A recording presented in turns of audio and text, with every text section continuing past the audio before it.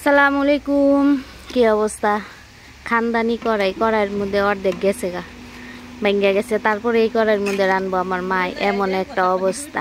দেখেন আমার মার কি যে একটা অবস্থা। এই কড়াইটা ভেঙে গেছে, তারপরও ফালাইবো না। এই কড়াইটা যে কত দিন ধরে রান্তাছে জানি, অনেক দিন ধরে রান্তাছে, কিন্তু আছে না ফালাইবো না। ওনার ফালাইতে আর কি মায়া লাগে। ঘরে কিন্তু কড়াইয়ের অভাব নেই, তারপরও এভাবে আর কি করবো।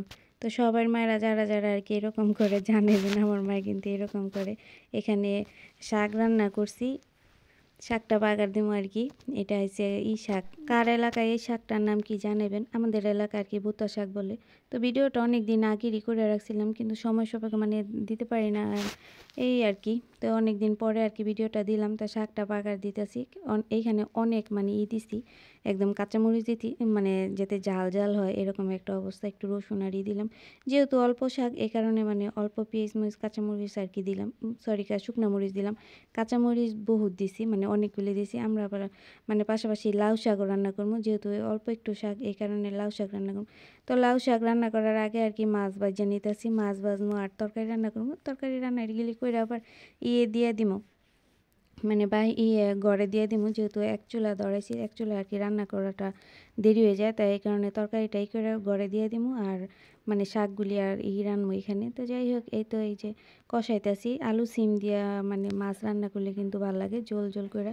তো এই তো রান্না করতেছি, সিমগুলি দিয়ে দিলাম। আগে সব কিছু গুছাই গাছাই নিছে, এখন আর কি একটু একটু করে আর কি রান্না করতেছি। এক চুলায় কিন্তু রান্না হয় না, দুই চুলা হইলে আর কি রান্না। আমাদের এলাকায় কিন্তু আজকে অনেক শীত পড়ছে। কার এলাকায় কেমন শীত জানি না, আমার এলাকায় প্রচুর শীত পড়ছে। কম্বলের তলে শুয়ে শুয়ে আর কি দিতেছি, বয়স দিতেছি। কার অবস্থা কেমন জানেবেন। তো এখানে আবার রান্না করলাম এই যে লাউ শাক। এগুলি আমাদের আর কি গাছের লাউ শাক। আমাদের ওই যে রাস্তার পাশে গাছ বুনছে, তো ওইখান থেকে পানি হয়ে যায়। আবার বড় বড় ইন্দুর আছে না, কাটটা মানে খাইয়া হেলায়, এই কারণে আমার আপায় আবার কাটটা এনে দিছে। শাকটা কিন্তু খাইতে খুবই ভালো লাগছে, নিজেদের গাছের। এমনি তো যারা বিক্রি করে দেখা গেছে সারটা রাবি জাবি দিয়া মানে বড় করে, আর এখানে তো মানে নিজেদের হাতে বুনছে, পানি টানি দিছে, একদম অর্গানিকভাবে আর কি হয়েছে। তো এই তো শাকটা রান্না করতেছি। বেশি আমাদের আজকে রান্না নেই, অল্প অল্প আর কি রান্না। তো শাকটাও সিদ্ধ হয়ে গেছে, এখন আর কি দিমু। তো শাকের এই যে লাউ শাকের ডাঁটা খাইতে কে কে পছন্দ করেন জানাবেন। আমার কাছে কিন্তু মানে ভালো লাগে। আর শাকের মধ্যে আলু সিম, বিশেষ করে লাউ শাকের মধ্যে আলু সিমটা দিলে কিন্তু অনেক ভালো লাগে। এভাবে কারা কারা লাউ শাক রান্না করে খান জানাবেন। এই তো আমার আস্তে আস্তে রান্নাগুলি হয়ে যায়। লাউ শাক কিন্তু এভাবে আর কি সিম আলু দিয়ে ভাজি করলে আর কি ভালো লাগে। লাউ শাকটা, লাউ শাকের লাউ, তারপর লাউটা খাইতে আমার খুব ভালো লাগে। তো এগুলি আমাদের আর কি গাছ।